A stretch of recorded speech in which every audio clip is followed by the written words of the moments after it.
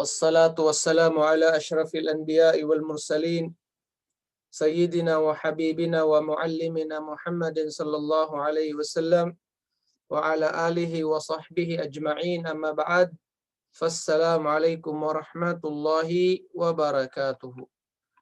Waalaikumsalam. Ano yun? Anong question yun, Hajar? Ustad, 137 na po kayo. 137. Dito pa sa unahan. Question number 137. 135 to. 136. Dito na. Pakibasa nga, Hajar. Bismillah. Assalamualaikum Ustad. 137. How can we understand the above mentioned hadith and the Quranic verses that reads, "And it will be cried out to them, this is the paradise at which you have inherited for what you used to do." Al-Araf 43. Okay, Suratul A'raf. Nasaan ang Suratul A'raf?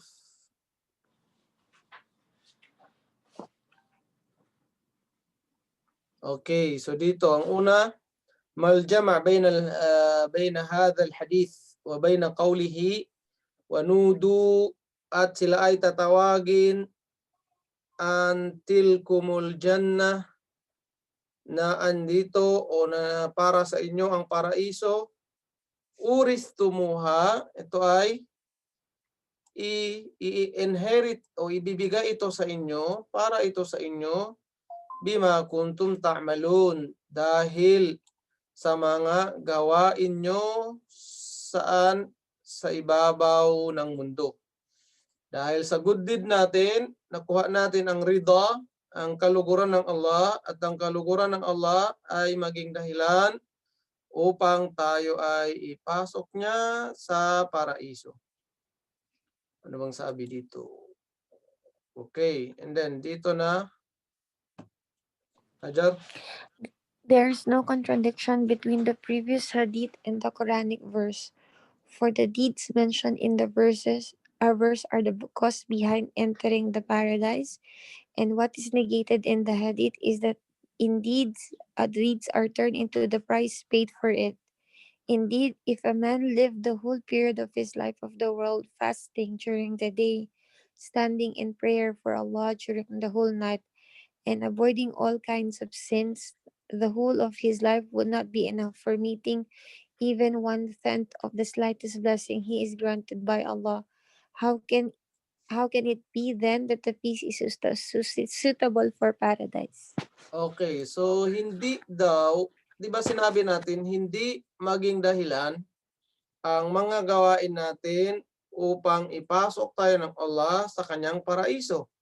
Kasi ganito, kahit ilang taon pa tayo gumawa ng kabutihan, gumawa ng ibada, araw-araw mag-fasting, gabi-gabi, nagtatahajjud, nagsasala, hindi pa rin yon sapat upang mabayaran daw ang mga biyaya na ibinigay ng Allah subhanahu wa ta'ala sa atin. Kahit yung paningin lang, yung isang paningin lang ng mata natin, araw-gabi natin yung gawin, hindi natin yon mababayaran. Ngayon, ang gawain natin, good deed natin, ginagawa natin yon para makuha natin ang kaluguran ng Allah, hindi para mabayaran ang mga biyaya ng Allah subhanahu wa ta'ala. Nakuha mo, Hajar, ang point, gumawa tayo ng kabutihan, hindi pambayad yun ng mga blessings, ng mga biyaya na binigay ng Allah. Gumawa tayo ng kabutihan upang makamit ang kaluguran ng Allah, at ang rida na yon, ang kaluguran na yon, yun ang magiging daan upang tayo ay ipasok ng Allah sa kanyang paraiso. Hindi tayo gumagawa ng ibada para magbayad, kasi hindi kailangan ng Allah ng bayad galing sa atin. Ang kailangan ng Allah, ang ibada na yon, pagsunod natin, pag-obey natin sa Allah, upang tayo ay bigyan niya ng ridha, upang malugod siya sa atin, upang mahalin tayo ng Allah. Ganun yun siya. Continue. My Lord, forgive and have mercy, for you are the best of those who show mercy. Al-Mu'min 1:18. Okay, forgive and have mercy. And then yung pagbibigay, pagpatawad ng Allah sa atin at awa ng Allah sa atin. So yun ay mga dahilan upang tayo ay ipasok ng Allah sa kanyang paraiso. Next, El Hajar. 138. What is the textual proof that a Muslim must believe in the divine decree or predestination? Answer. Sino? Allah the Almighty says, and the command of Allah is a decree determined. Al-Ahzab 38. Okay, so tandaan natin, decree. Meron na tayong qadar na para sa atin. Saan yan dito? Wa kana amrullahi qadran maktura. Ang lahat ng commandment o lahat ng order gusto ng Allah, meron na yung estimate time at meron na rin yung destiny kung kailan mangyayari at kung ano man ang gusto niyang mangyari, walang makakapigil sa kanya. So lahat ng kanyang nilikha, meron na siyang ginawa, sinulat kung ano ang mangyayari dito. Ngayon, alam ito ng Allah, pero yung mga nilikha niya, hindi at wala silang alam kung ano ang nakadikri para sa kanila. Halimbawa tayo, hindi natin alam kung ano ang future natin. Alam yun ng Allah subhanahu wa ta'ala. Pero bilang isang Muslim, ang gawin natin ay gumawa kung ano ang tama. Gawin kung anong tama. At ipaubaya sa Allah ang lahat ng future natin. Basta tandaan natin, always tayo stick tayo saan? Gumawa ng mabuti. Huwag ka nang mag-isip, ano kayang binigay sa akin ng Allah? Ano kayang destiny na nakatadhana sa akin sa future ko? Oops, huwag na.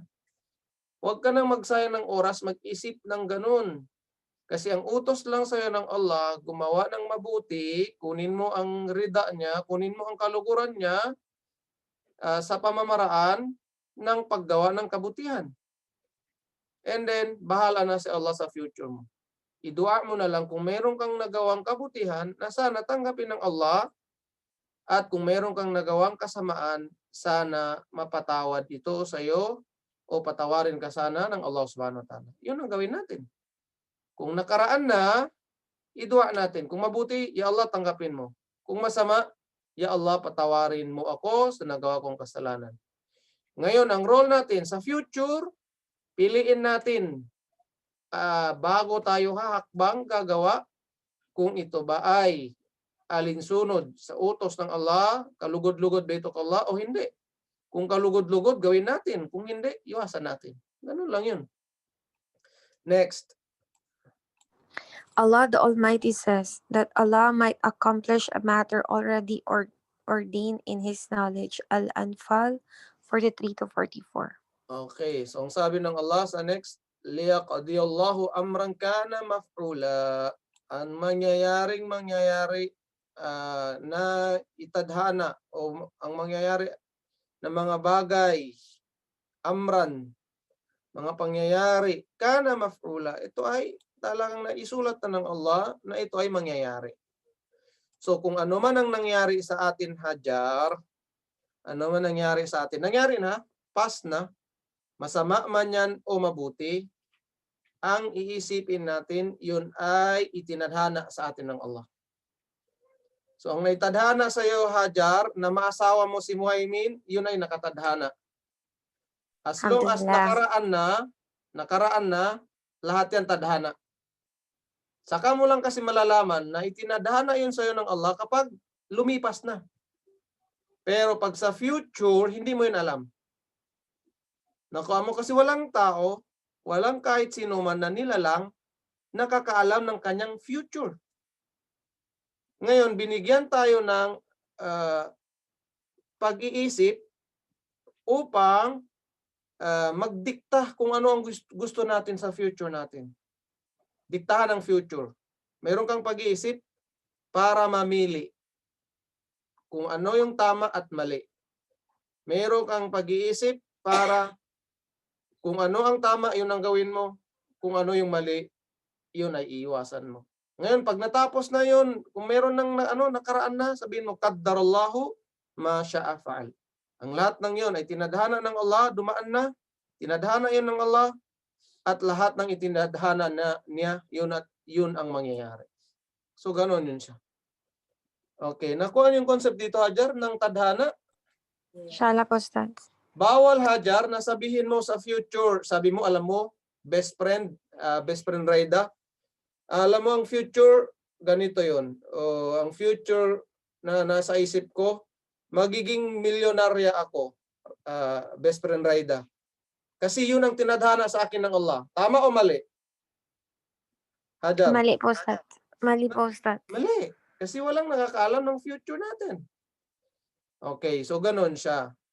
So wag mong hulaan ang future mo. Tapos sabihin mo pa yun ang intindihan. Hindi.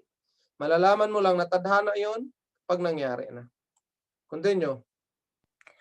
Allah the Almighty says, and Allah's command must be fulfilled. Al-Ansab 37. Okay, so ang sabi dito ay wa kana amrullahi maf'ula. Klaro naman yan. Next. Allah the Almighty says, no calamity befalls but by the leave, decision, and qadar, divine preorderments of Allah. And whosoever believes in Allah, he guides his heart to the true faith with certainty. And what has befallen him was already written for him by Allah from the qadar, and Allah is the knower of everything. At-Takahmum 11. At-Taghabun 11. Sabi dito, ma asaba min musibatin illa biidnillah. Walang mga nangyayari na mga calamity, na mga test, pagsubok sa atin, except yun ay permitted galing sa Allah. May permission siya kaya nangyari yun. And then, wa man yu'min billah yahdi qalbah. Ang sino man naniniwala sa Allah, may paniniwala, may iman, okay, yahdi qalbah. Ito ay igaguide ng Allah subhanahu wa ta'ala ang kanyang puso. Igaguide ng Allah subhanahu wa ta'ala ang kanyang puso. Ngayon, Hajar, may tanong ako. Kapag meron kang na-meet na tao, in-advisean mo, alam mo kapatid, ang Islam, ganito, ganito. Tapos, ang sasabihin sa'yo, sabi niya, nakadestiny na to sa akin na magiging ganito ako. Oh, tingin mo kaya, tama yung reason niya o hindi? Sabi niya sa'yo, huwag mo na akong advisean kasi ako, eto na ang kinadar sa akin ng Allah, nakadestiny na to sa akin na ganito na ako. Tama o mali? Pwede ba yun? Mali po. Hindi po, Ustad. Anong i-advise mo sa kanya? Response.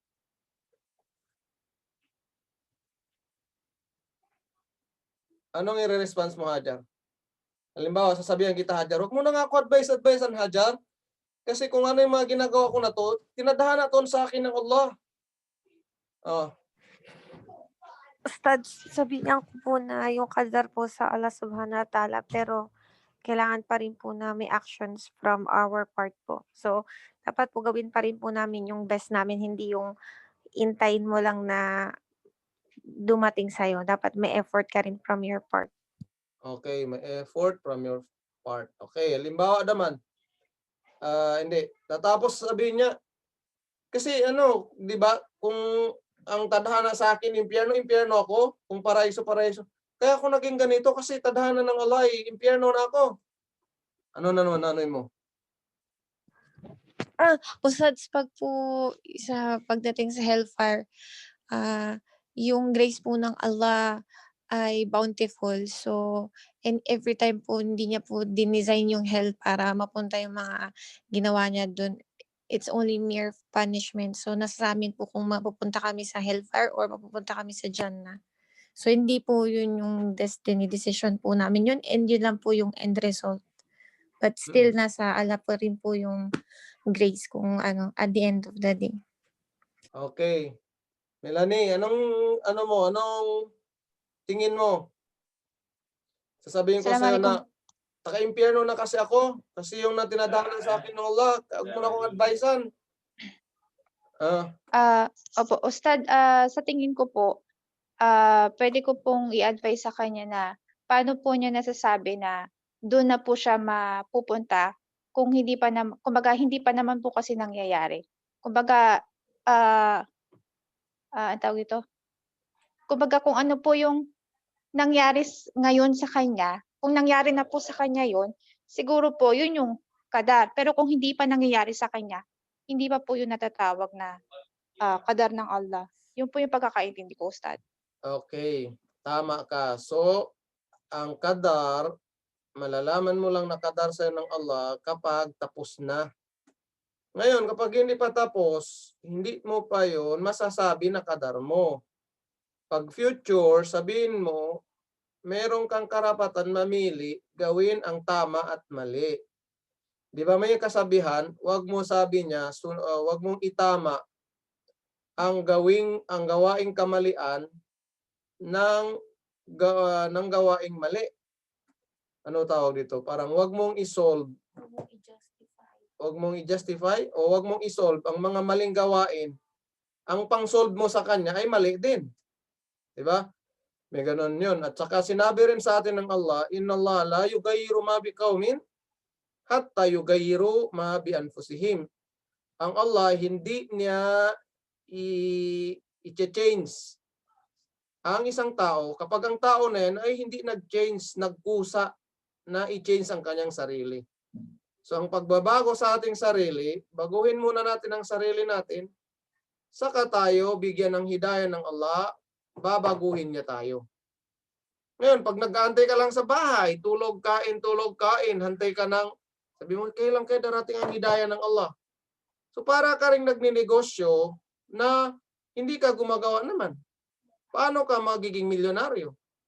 O para ka rin nagtatrabaho, hindi ka naman lumalis sa bahay mo. What I mean, wala ka rin ginagawa.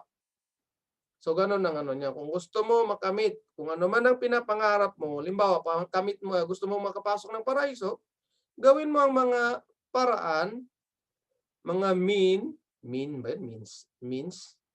na maging dahilan upang ikapasok mo ng paraiso.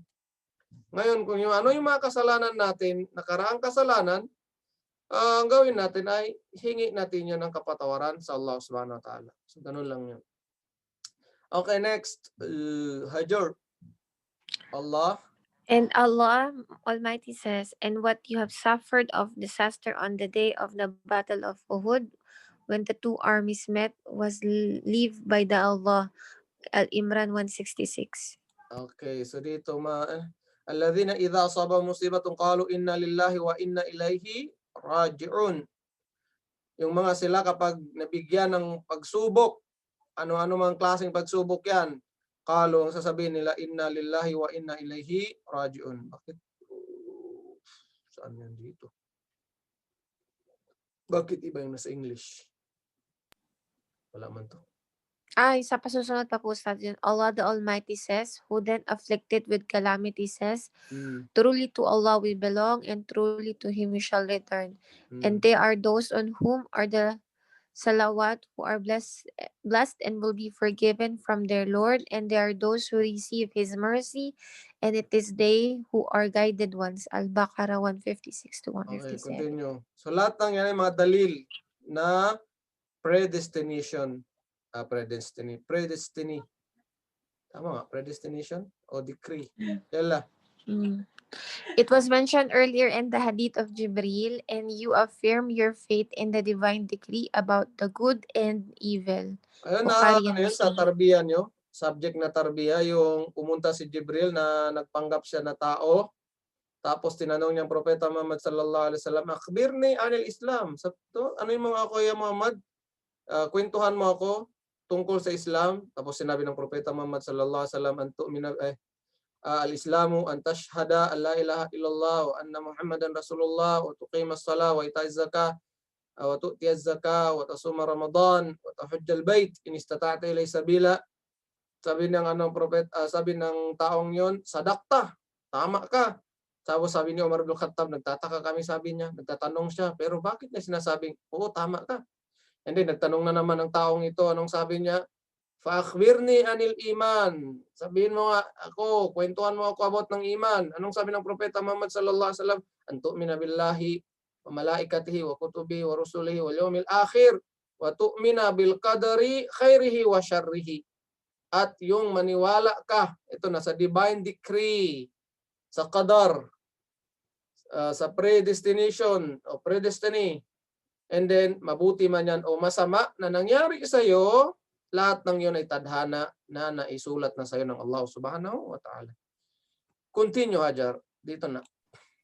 He, peace be upon him, says, a strong believer is better and is more lovable to Allah than a weak believer. And there is good in everyone, but cherish that which gives you benefit in the hereafter, and seek help from Allah, and do not lose heart. And if anything in the form of trouble comes to you, don't say, if I had done that, it would not have happened, and so, but says, Allah did that which had ordained to do, and if opens the gate for the shaitan. Okay. Na, tingnan nyo anong nangyari dito. Kapag nakagawa ka daw ng masama, huwag mong sabihin kung. Wala takullaw.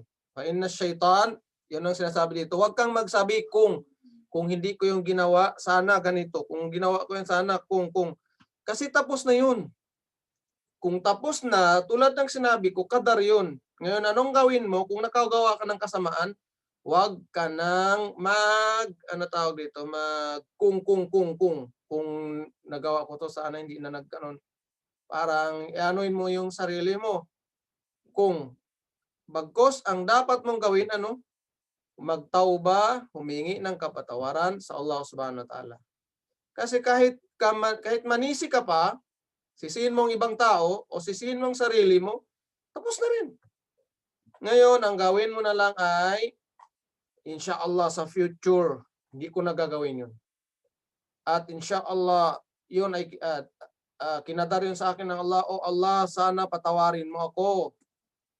Dahil nagkamali ako, nagawa ko yun dahil natukso ako ni Shaitan. Ganon. Pero yung sabihin mo pa kung sana, kung wala na, wag ka nang magsabi doon. Yun ang sabi ng Propeta sallallahu alaihi wasallam, if I had not done that, ganon, it would not have happened. So ganon, wag na. Ang gawin mo ay paghingi ng kapatawaran kung yun ay kasalanan. And then, para sa future, maging lesson yun sa'yo, hindi ko na to talagang meron kang, anong tawag dito, Hajar? Strong determination ba yun, tawag doon? Na, hindi na talaga gagawin yan sa future. Ganon siya. Conviction, Ustad. Tama po ba? Conviction? Parang Hindi mo na ganon. gagawin. Basta parang iputol mo na sa sarili mo. Nandiyan na sa utak mo talaga sa future. Hindi ko na talaga to gawin. Isang beses lang ako magkamali. So parang puputulin mo na ganon ang pagsisisi. Ganon ang pagsisisi. Hindi yung pagsisisi na kung sana, kung. Tapos nakita mo yung mukha mo parang lungkot na.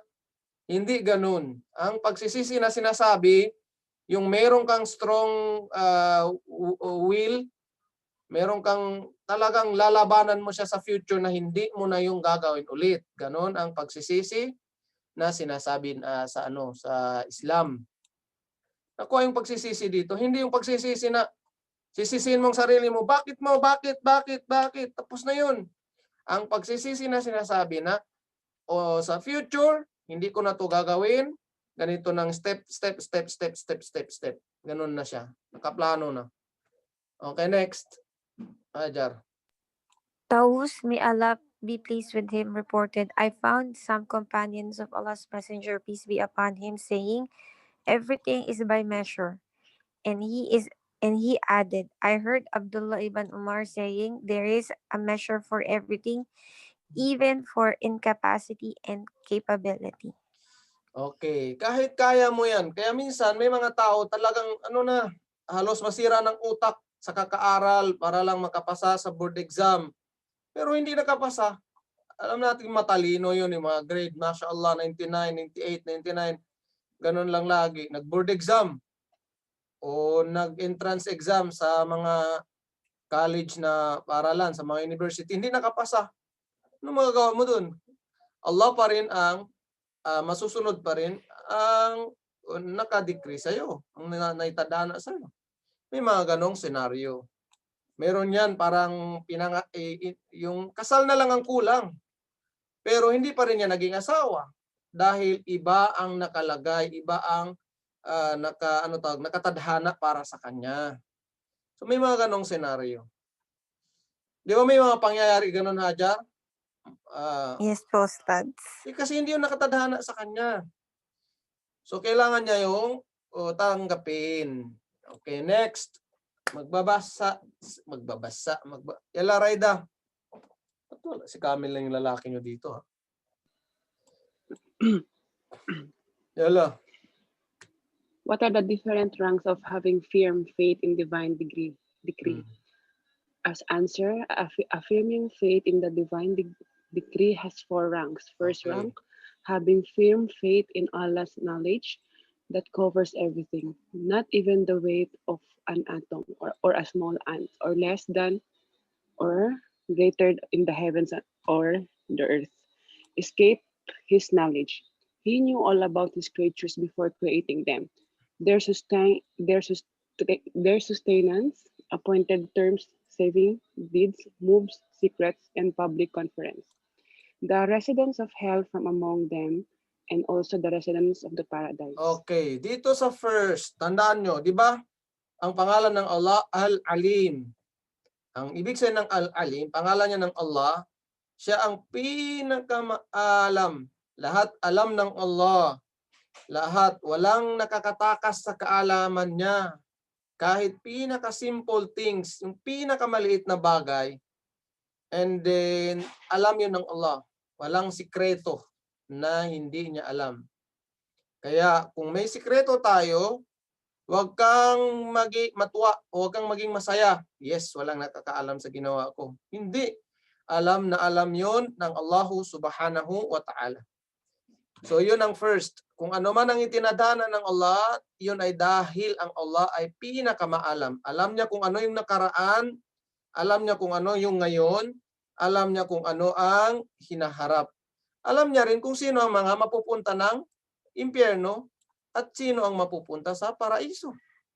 Alam ng Allah. Okay, next. Yala. Raida. Second rank, having firm faith with pre-recording of all this and others, and that he recorded and wrote down all that will exist and take place. This also includes affirming faith in Allahu al-Mahfuz, the book of decrees. Okay, mayroong tinatawag na book, Al-Lawhul Mahfuz. Ang Lawhul Mahfuz, lahat ng tadhana nandun. Simula sa paglikha kay Adam a.s. hanggang sa huling pangyayari na magaganap sa mundong ito, nandoon. Hanggang sa mga mangyayari sa loob ng paraiso at sa loob ng impyerno. Di ba may mga sinabi ng Allah subhanahu wa ta'ala sa atin, sinabi ang propeta sallallahu alaihi wasallam, mga sitwasyon. Okay, andoon yun lahat sa Lawhil Mahfuz. And then meron pa yan mga taga pre-recording. Meron pa yan mga bago pa tayo nilikha dito, 4 na buwan tayo sa loob ng sinapupunan ng ating magulang, 4 na buwan, isusulat na yan kung ano ang mangyayari sa atin. Nagkasulat na. Okay. Kaya lang hindi natin alam. Alam yun ng Allah. Pero sa tayo, hindi natin alam. Next, third. Third rank, having firm faith in penetrative will of all and his comprehensive omnipotence, and that both are correlative, both are interrelated regarding what has been and what will be, and there is no correlation between them in regard to what had not been or what would not be. For what is ever willed by Allah would certainly be with omnipotence, and what is never willed by Allah would never be. Okay, kung Due ano to ang his gusto ng unlimited- Allah, Raida, kung ano yung gusto niyang mangyayari, yun ang mangyayari. Kung ano ang ayaw niya, ay hindi yun mangyayari. And then, dahil sa ayaw niya, and then, continue. due to his unwillingness and not his lack of ano ba over it. Allah says, Omnipotence. omnipotence Hindi over dahil, it. ganito Allah yun, says, hindi dahil wala siyang kakayahan, kaya hindi nangyari. Omnipotence, kakayahan. Hindi dahil sa wala siyang kakayahan. Pero nangyari yon dahil ayaw niya lang gawin. Kasi di ba, walang imposible sa Allah. Walang mahirap sa Allah. Lahat ay posible sa Allah. Lahat ay magaan para kay Allah. Ganun. Anong sabi ng Allah? Allah says, Allah is not such that anything in the heavens or in the earth escapes him. Verily, he is all-knowing, omnipotent. Okay, so ang Allah Pati- subhanahu wa ta'ala, all-knowing, lahat alam niya.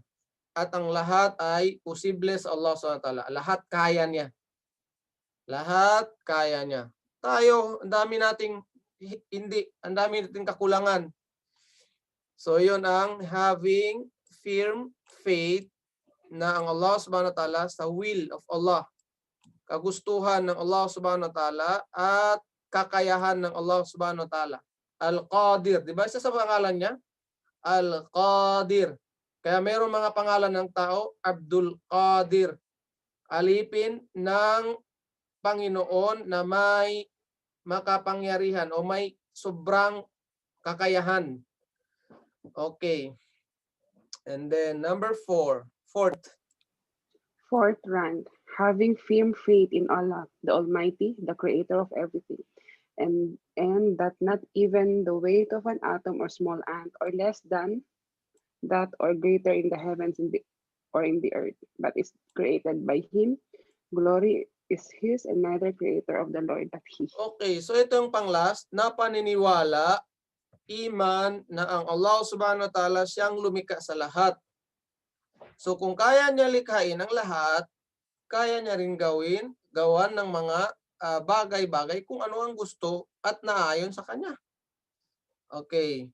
So kahit nga ang pinakamaliit na bagay, kaya niyang gawin, or yung mga kalangitan nga napakalaki, or yung mundong ito napakalaki.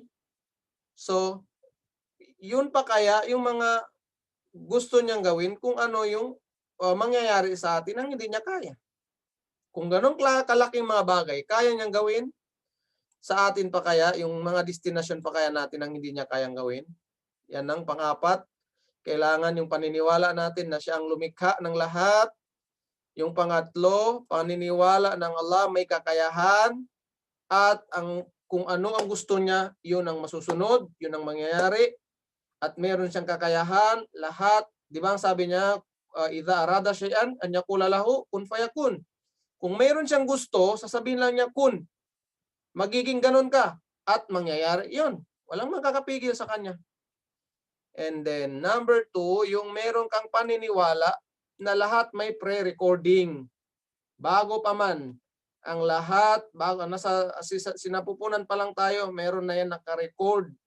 Meron na kung anong mangyayari sa atin hanggang sa hanggang sa pagpunta natin paraiso ba tayo o makapunta ba tayo ng impyerno. Isinulat na yan sa atin. Meron na tayong pre-recording. Iba pa yung Lawhil Mahfuz. Ang Lawhil Mahfuz, bago pa nilikha ang mundo, bago pa nilikha ang Adam alayhis salam, meron na yan pre-recording din. Saan? Sa Lawhil Mahfuz. Nakasulat na rin yan doon. And then kung anong mangyayari sa mundo, yan, nakasulat na yan sa Lawhil Mahfuz. Ang una naman, paniniwala na ang Allah ay alam niya ang lahat. Yes, Hajar, nag-raise ka ng hand. Stats, salamat ko. May question po ko. Hmm. Stats, di po ba merong na pwede tayo magdua and it can change our qadar or yung predestination po? Tama po ba? Yes, Kung kasi mali lang nabanggit yung ng propeta sallallahu alaihi wasallam, intindi ko. ang dua, pwede niyang i-change kung ano ang nakadestiny sa iyo. Halimbawa, ang nakadestiny sa iyo ay mapupunta ka sa impyerno. Dahil sa dua mo, na-change. Napunta ka ng paraiso. Yun ay, depende na yun sa Allah subhanahu wa ta'ala. Kaya huwag tayong minumotivate tayo ng Allah magdua at huwag mawalan ng pag-asa, lalong-lalo na kung tayo ay makasalanan, huwag tayong mawalan ng pag-asa. Lagi tayong humingi sa Allah at Allah ay magbibigay sa atin ng ng kung ano ang gusto natin.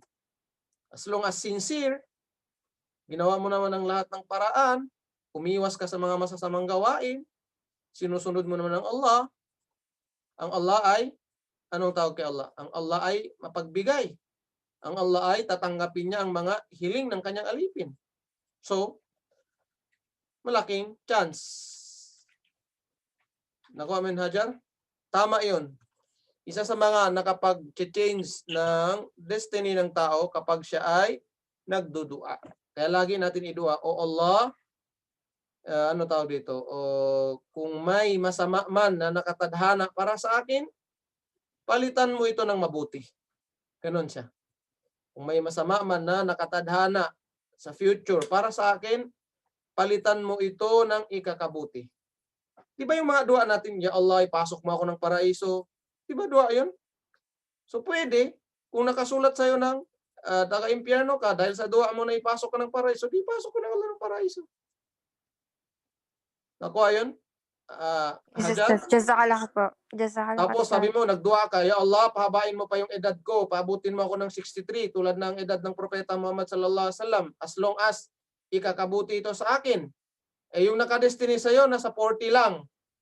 Eh tinanggap ng Allah yung dua mo, eh di naging 63 ka. Ganon siya. Nag-gets mo yung doon, Ajat? Kaya lang hindi natin alam kasi kung ano yung nakadestiny sa atin. So yun ang mga example ng mga changes na sinasabi. Ginawa mo yun. May mga pa yan. Meron pa nakakapag-change ng destiny. Of course, from bad going to good. Galing sa masamang destiny, papunta sa kabutihan. Yung pagbibigay ng charity. Isa din yan sa mga nag-change ng destiny. From bad to good.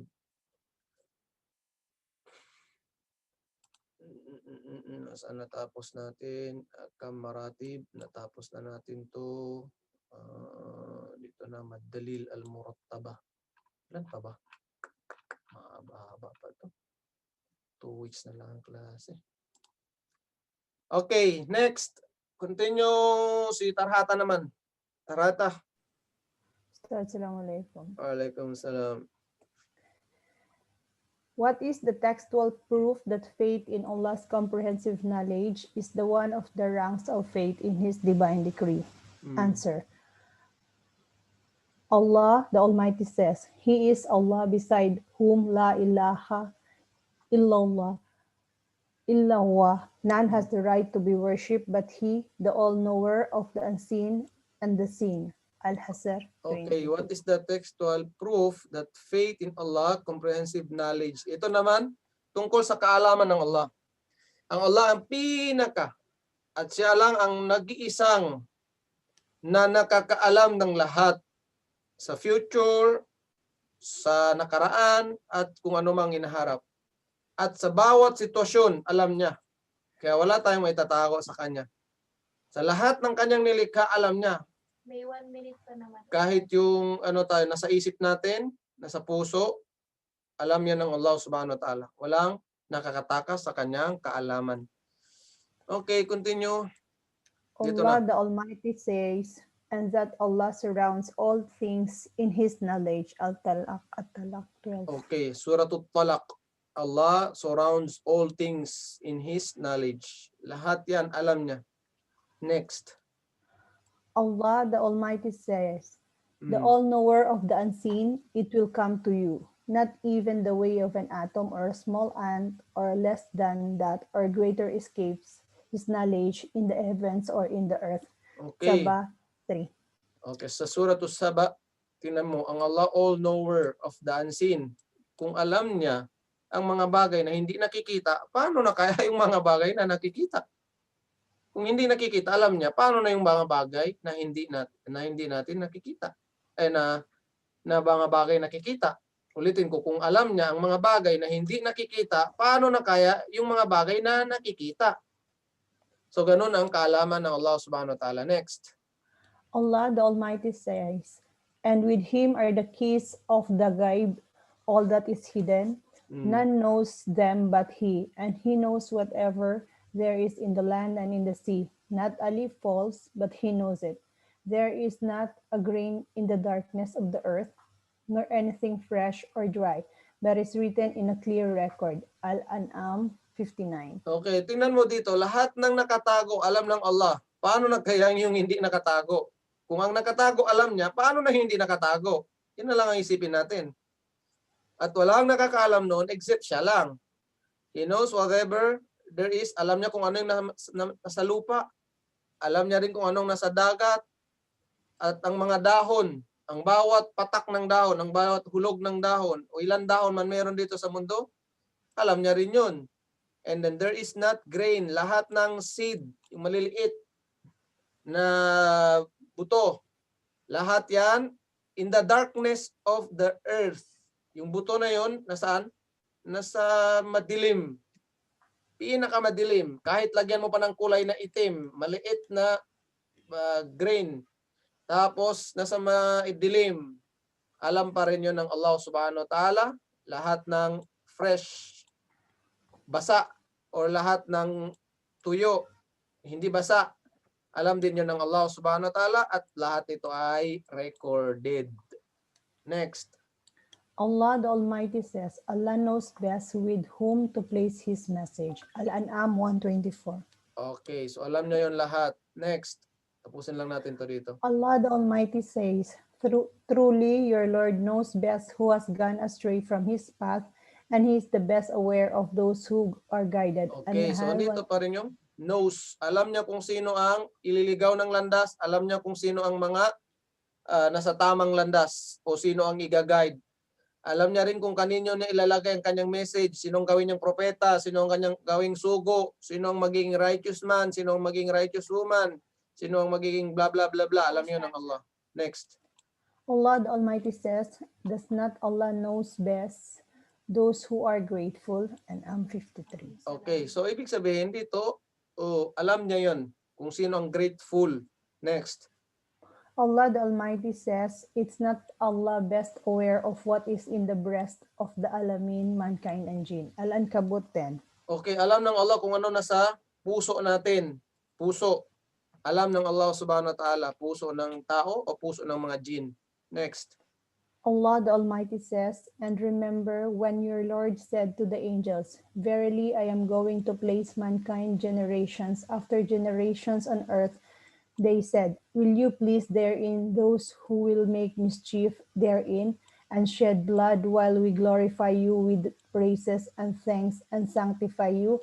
He, Allah said, I know that which you do not know. Al-Baqarah 30. Sinabihan niya yung mga angels, mas alam, ana a'lamu ma la ta'lamun. Ako ay mas nakakaalam sa mga bagay na hindi niyo alam. Next. Allah the Almighty says, jihad, fighting in Allah's cause, is ordained for you Muslims, though you dislike it. And it may be that you dislike a thing which is good for you, and that you like a thing which is bad for you. Allah knows, but you do not know. Al-Baqarah 12:6. Asa takraw shay'an ano to? May mga bagay, khairul lakum o khairul lakum. May mga bagay na ayaw nyo, yun pala ikakabuti sa inyo. Meron din mga bagay na gusto nyo, yung pala ikakasama sa inyo. Bakit? Kasi ang Allah, siya lang nag-iisang nakakaalam kung ano ang ikakabuti sa atin at ano ang ikakasama sa atin. Kaya huwag kayong malungkot. Kapag may mga gusto kayo na hindi nangyari, baka ikasama sa inyo. Baka lang ha. May gusto namang, may ayaw kayo, tapos yun ang nangyari, baka yun din ang ikabuti sa inyo. Hindi natin alam. Malay nyo. Baka yun ang wisdom doon, hikmah. Next. Abu Hurairah radhiyallahu anhu reported that Allah's Messenger sallallahu alaihi wasallam was asked about the children of the polytheists, whereupon he said, it is Allah who knows best what they would be doing. Bukhari and Muslim. Okay, so dito na lang tayo muna. Wala nang time kasi may kalimutan ko may quiz pala kayo eh. Saan na ba yun? Anong section kayo? B233. Pakiano na sister yung live natin. B2 term 3. Nandiyan nata May nag-upgrade. posted. Ah,